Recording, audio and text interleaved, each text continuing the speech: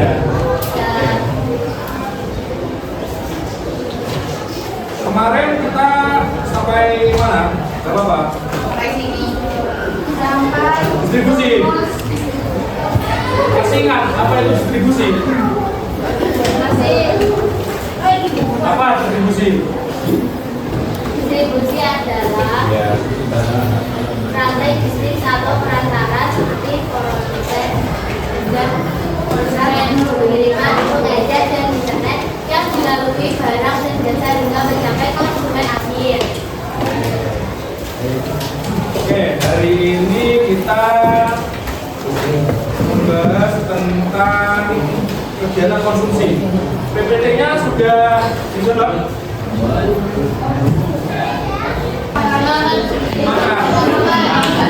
Ya, secara kasarnya, maka konsumsi secara etimologi konsumsi berasal dari bahasa Inggris yaitu konsumsi yang berarti menghabiskan atau mengurangi atau kegiatan yang ditujukan untuk menghabiskan atau mengurangi nilai guna suatu barang atau jasa yang dilakukan sekali. Oke. Nah, kita simpulkan bahwa konsumsi merupakan tindakan manusia untuk menghabiskan atau mengurangi kegunaan suatu benda baik secara langsung maupun tidak langsung. Jadi sampai beli barang, beli makanan, mungkin sampai makan habis itu disebut konsumsi. Kalau makanan, kalau contoh barang apa? Baju Kenapa? bisa dipakai adalah belinya bisa dipakai. Terus dipakai berkurang atau enggak? Tidak. Kenapa kok tidak? Karena kan enggak sobek. Berkurang uangnya. Daya tahan kain itu ya pas dicuci kena air lalu dijemur berkurang merpeli. Lama kelamaan nilai guna barang itu menurun.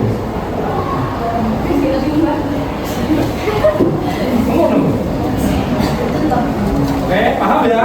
Apa itu konsumsi? Kita lanjut. Ciri-ciri kegiatan konsumsi. Yang pertama, dilakukan secara Langsung. maksudnya gimana? Kata? Berarti belinya secara langsung. Oke.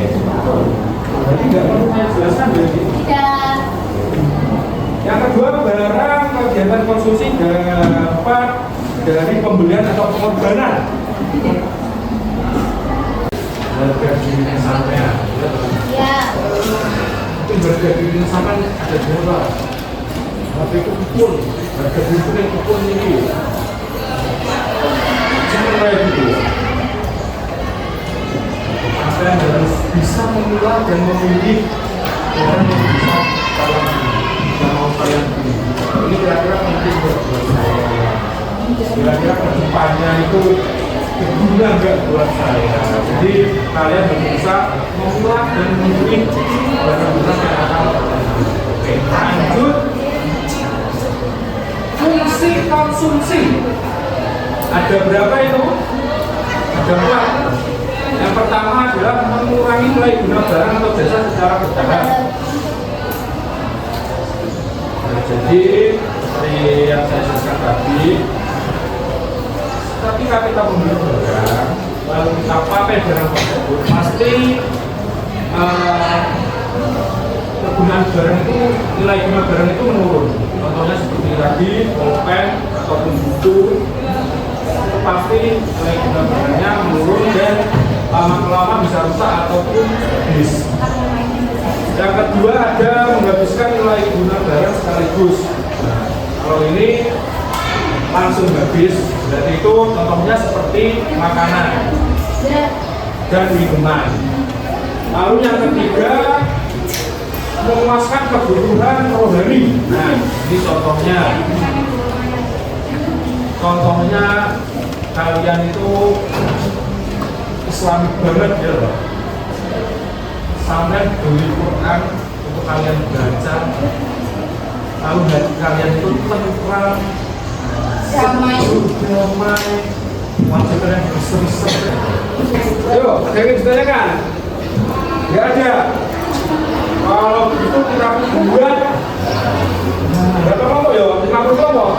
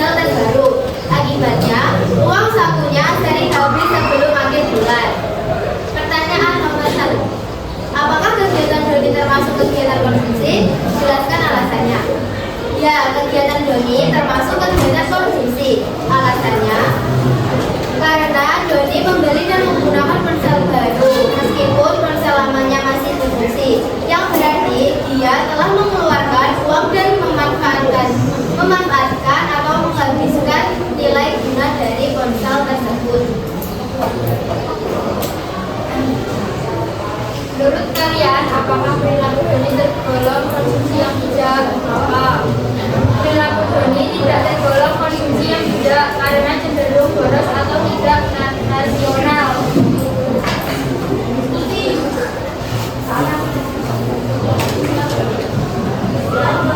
Siapa yang mendasari perilaku Doni? Mencapai kepuasan psikologi atau emosional atau percaya diri.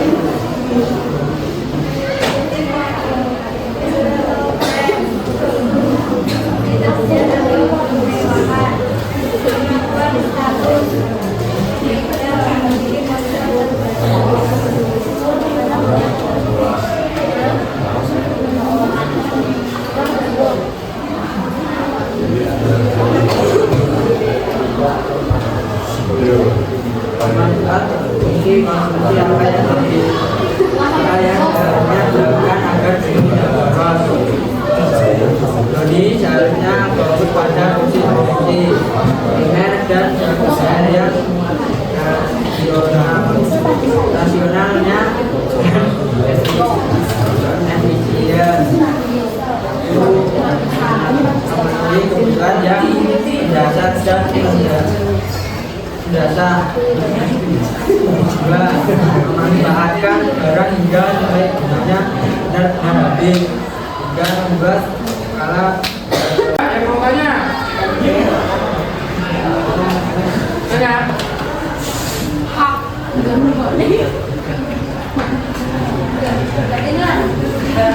Nah, kali ini ya, jawaban nomor 1, konsumsi yang dilakukan Nadia adalah konsumsi barang. Alasannya karena barang tersebut ada butuhnya. Nomor 2, untuk memenuhi kebutuhan rohani dan sosial. Nomor 3, A. Rohani, membuat tenang dan bahagia. B. Sosial, mempererat hubungan pertemanan seiman. 4, karena kegiatan tersebut tidak untuk kesenangan pribadi, melainkan untuk meningkatkan keimanan rohani dan menjalin hubungan dengan orang lain dalam lingkungan gereja. 5, manfaatnya A. Rohani, meningkatkan keimanan dan kedekatan dengan Tuhan, membuat hati tenang dan bahagia. B. Sosial, mempererat hubungan sosial.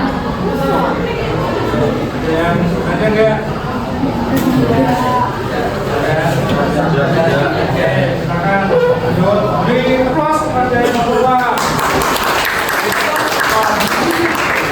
Sekian dari kelompok kami. Assalamualaikum warahmatullahi wabarakatuh.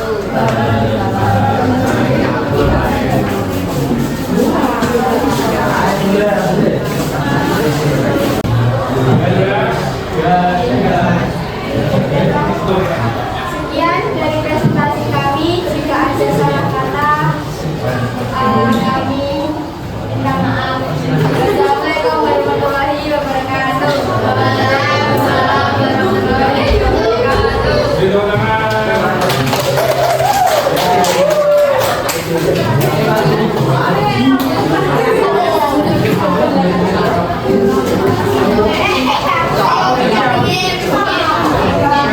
Ikuti gerakan saya.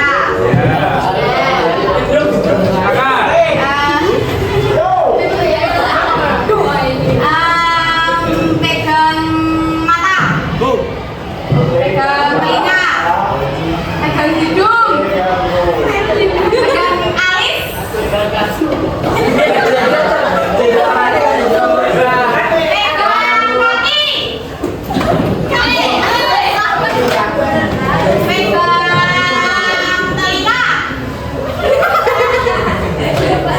pegang sepatu. Pegang Camino.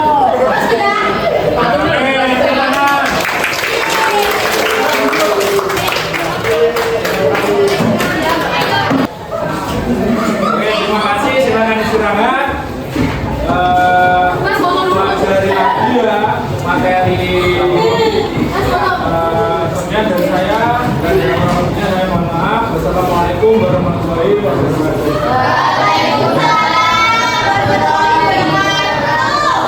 Silakan alhamdulillah.